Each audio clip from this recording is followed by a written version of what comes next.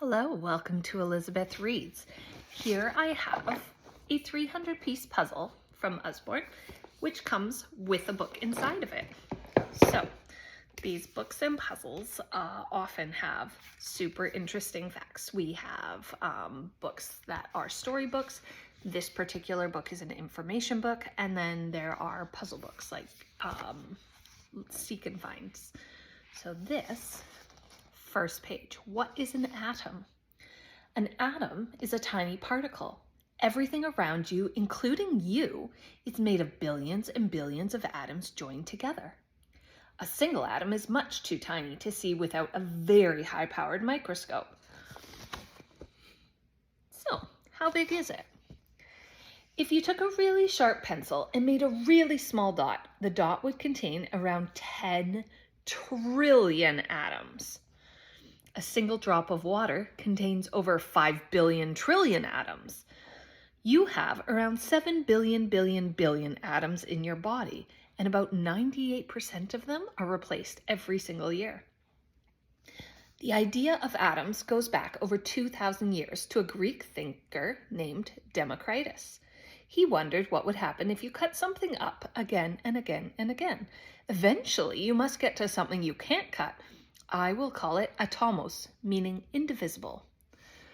There are many kinds of atoms. The heaviest atoms are artificial ones made by scientists. They can only exist for a moment before they fall apart.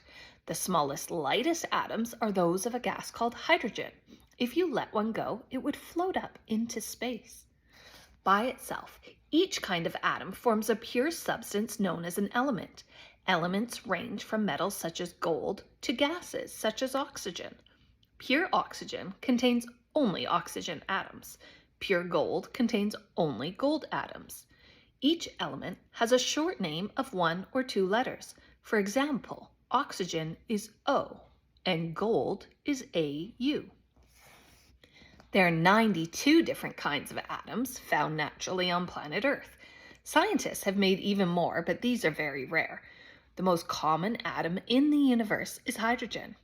Scientists estimate it makes about 73% of all atoms. Your body contains millions of different substances, but these are all made of only 5 main elements: oxygen, carbon, hydrogen, nitrogen, and calcium. If you could separate the elements inside you, you would get 10% hydrogen, 3% nitrogen, 2% calcium, 65% oxygen, and 18% carbon. Inside an atom. Amazingly, most of an atom is just empty space, and right in the middle sits a small solid part known as the nucleus. The nucleus is a cluster of really tiny particles known as protons and neutrons, and even tinier particles known as electrons. The protons and neutrons give the atom some weight.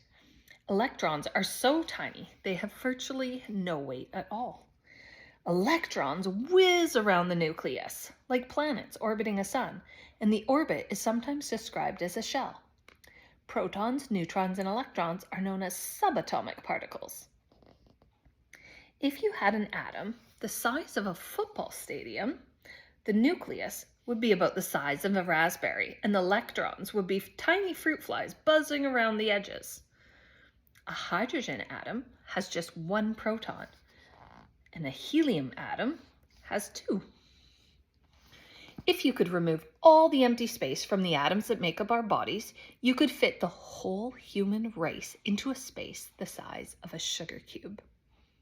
Science is so crazy. Scientists figured out what's inside an atom by firing tiny particles at atoms. Most particles shot through, but a few bounced back, showing atoms must have a solid part in the middle. Some parts of an atom carry a tiny electrical charge. Protons have a positive charge, and electrons have a negative charge. Neutrons have no charge. They are neutral.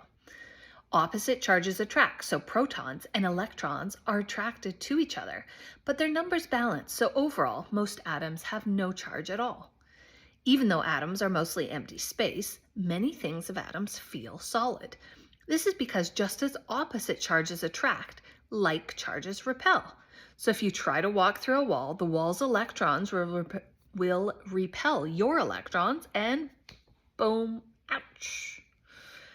Just as you can split an atom into smaller subatomic particles, protons and neutrons can be split into still tinier bits known as quarks. But electrons can't be split again, so they're known as fundamental particles. Atoms don't usually float around on their own. If they can, most atoms will join up with other atoms to form molecules and compounds.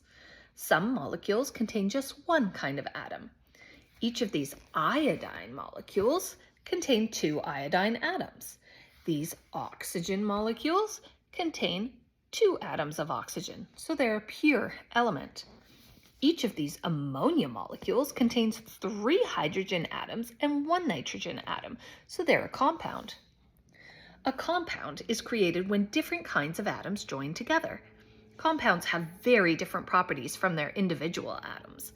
So hydrogen is a gas that burns easily. Oxygen is another gas that's involved with burning. But combining them, as happens when hydrogen burns, and you get molecules of water, H2O. Each water molecule has 2 atoms of hydrogen and 1 of oxygen. Atoms join together because of their electrons. Electrons orbit their atoms in layers or shells, and each shell can fit a certain number of electrons. The first shell can fit 2 electrons. The second and third shells fit 8. Sometimes there are gaps, and this sulfur atom here has 2 empty spaces. Sharing works like this. Each of these hydrogen atoms has 1 electron and room for 1 more.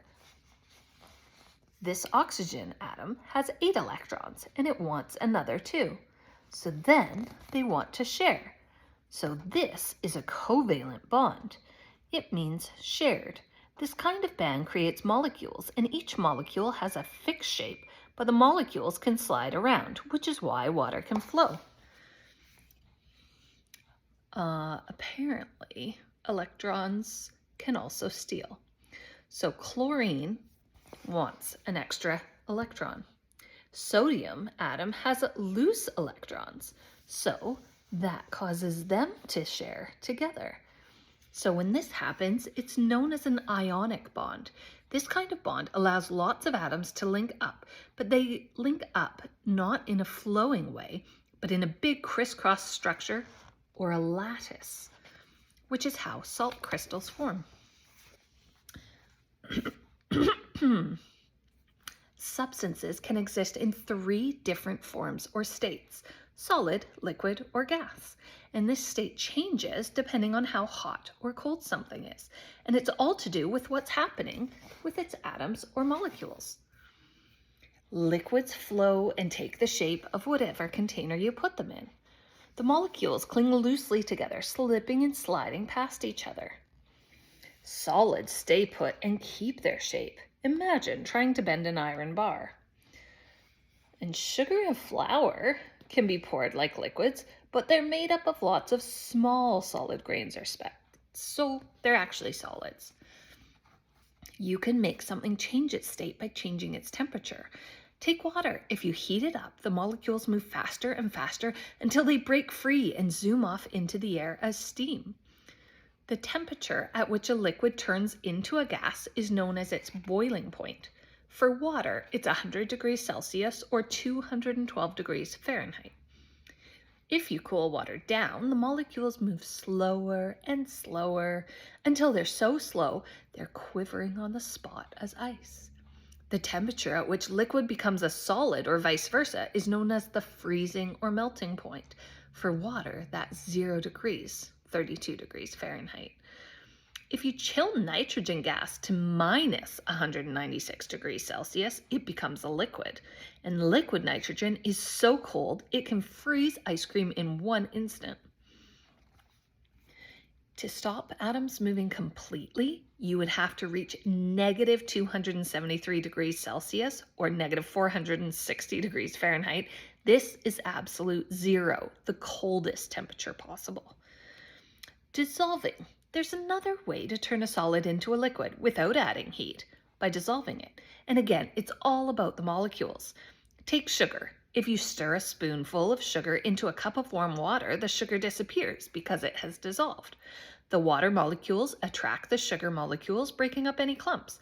And the sugar molecules mix through the waters, creating something called a solution.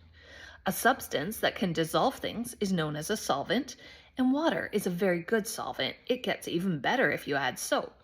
That's why water is used for washing things. Fizz, whiz, bang! When atoms and molecules react with each other to form a new substance, it's known as a chemical reaction. There are chemical reactions happening right now around you and even inside you. All chemical reactions involve breaking and making bonds between atoms. Sometimes it happens quickly and sometimes slowly.